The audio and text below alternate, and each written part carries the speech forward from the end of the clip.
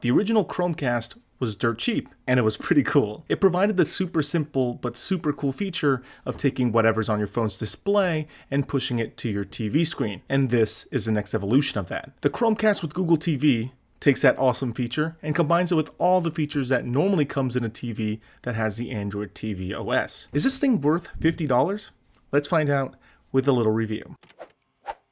When you open the box, you'll find the Chromecast itself, the remote, 2 AAA batteries for the remote, a USB-C to USB-A power cable, and a USB power brick. The Chromecast comes in 3 different colors: snow, sky, and sunrise. In human terms, that would be white, light blue, and orangish red. The remote has a tiny home button and the TV input button on the bottom, and also has a YouTube button that can be reconfigured to YouTube, YouTube TV, or YouTube Music by holding it down on the home screen. It also has a Netflix button that cannot be reconfigured to anything else, a home, mute, back, and Google Assistant button. The top has the 4 directional buttons you normally find on TV remotes, as well as a center select button. And on the right side of the remote, there are volume up and down buttons. The Chromecast with Google TV has 4.5 gigabytes of usable storage available to you, Wi-Fi, Bluetooth, and support for resolutions of up to 4K 60 frames per second, with support for some HDR formats for TVs that support it. The Chromecast with Google TV plugs directly into your TV's HDMI port on one end and has to be connected on the other end via USB-C to the wall. If you try to plug the USB end into a USB port on the TV, the Chromecast gets mad at you and constantly screams at you until you move it into a stronger power source. Setup is pretty quick and easy, and you can manually set it up through the Chromecast or through your phone with the Google Home app. There's a few more steps after this, but I doubt you came here to watch me set it up, so let's move on to some of its software features. The Chromecast with Google TV has all the features of Chromecast in the past, like I mentioned in the intro of this video. This includes casting from your phone, tablet, or computer to your TV in supported apps. But now you get that exact same feature as well as the Android TV operating system built into this tiny little dongle, which means you can download many of the same apps you normally find on Android on your TV instead on the big screen. This includes games like Crossy Road. People don't play this anymore, right? Okay, so now that we know what this device comes with and its features, what was it like using it? I've had my Chromecast with Google TV for 2 months now, and here was my experience with it.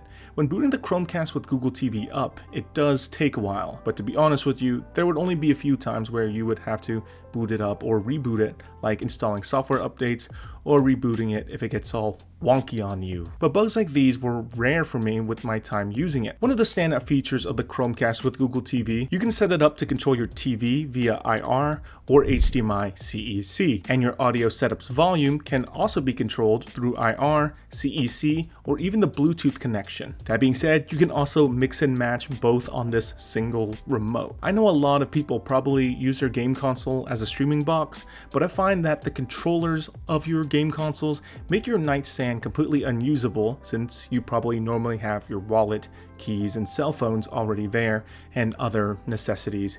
It's a cluttered mess. You don't need this big bulky controller to be there at all. This leaves game controllers prone to accidental button presses. I just don't want to press a button and start hearing the same thing repeated twice. But with this remote, it barely takes up any space on nightstands or side tables or coffee tables. Honestly, I'm super satisfied with it, and it makes the Chromecast with Google TV remote a really simple but great compatibility universal remote. But a small problem I have with it is, while you can select the resolution that your TV is, you can't select the space that it occupies and scale it down. Which means if your TV is older or has a strange aspect ratio, you can't fix corners that are snipped off. For the most part, the UI is snappy enough, but I found that sometimes it does get a bit stuttery if you go around it too fast, or when the Chromecast has to load too many things off the internet at once. Apps do take a second or two to load up as well, but I never felt it was too slow. I personally feel this is snappier than many smart TV's UIs, especially aging ones. On the Chromecast with Google TV, performance in each app varies. Netflix and YouTube is overall snappy to scroll around, but Prime Video always seems kind of clunky and slow. The Google Assistant behaves how it does on other devices, and you can even get it to play certain shows or even YouTube channels. but you have to make sure that those apps support being opened by the Google Assistant. For example, YouTube, YouTube TV, Spotify, and Netflix are supported, but if I try to tell the assistant to play a show that's on Crunchyroll, it just won't open them. If you download a web browser like Puffin Browser, you can even surf the internet on your TV, and the web is surprisingly responsive. Even then, personally, I wouldn't surf the internet on this thing. It's just not ideal. Now let's move on to the home page. This is the screen you'd see if you booted up your Chromecast with Google TV or you finished the setup. There's different sections of this home screen depending on the tabs up top. If you have a YouTube TV subscription, the channel listing appears under the Live tab of this screen, and you can quickly view what's on TV that way. The For You tab is basically a summary of all your streaming applications.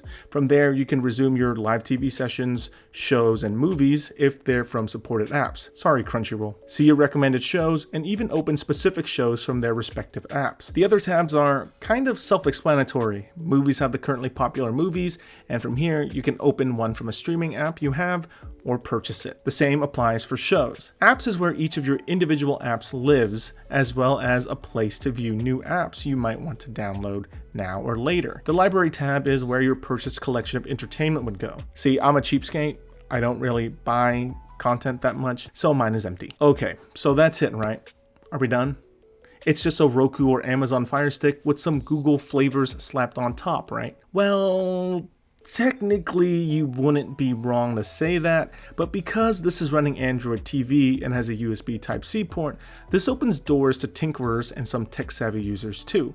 With the USB Type-C dongle and a higher wattage power brick, you can plug in webcams, microphones, external storage devices, mice, keyboards, game controllers, and the ability to sideload apps. This thing can also emulate some old school games like from the Nintendo DS, Nintendo 64, PS1, and PSP with not too many issues. I won't go into that too much further as there's better channels that can go into that emulation stuff. Trust me, they'd be much better at explaining it. We all know at the end of the day, its primary function is as a streaming stick. How does it compare to the Roku's, Fire Sticks, Apple TVs, and other Android TV devices in the world? Well, the standout feature that separates the Chromecast with Google TV from the other streaming devices are three different things. Its massive app library, versatile software, and value for your money. The Google Play Store is massive, and many of the apps that were created for your Android phone or tablet has been created for Google TV as well. Because of this, it far outclasses any of its competition on this front, except for maybe the Apple TV. Okay, sure, it's not the entire list of Android apps, but it's a decent chunk of it.